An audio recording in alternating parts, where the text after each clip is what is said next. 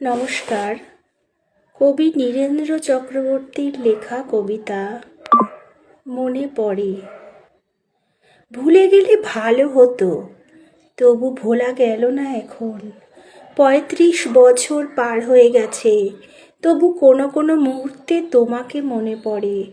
স্রোতের গোপন টানে ভেসে যায় পিতলের ঘড়া, অথচ বেদনা তার থেকে যায়। তাই বসুন্ধরা কেঁপে ওঠে ফাল্গুনের ঝড়ে। মনে পড়ে, মনে পড়ে, এখনো তোমাকেই মনে পড়ে। আমার নিজের একটি কবিতা। কবিতার নাম একাত্মতা।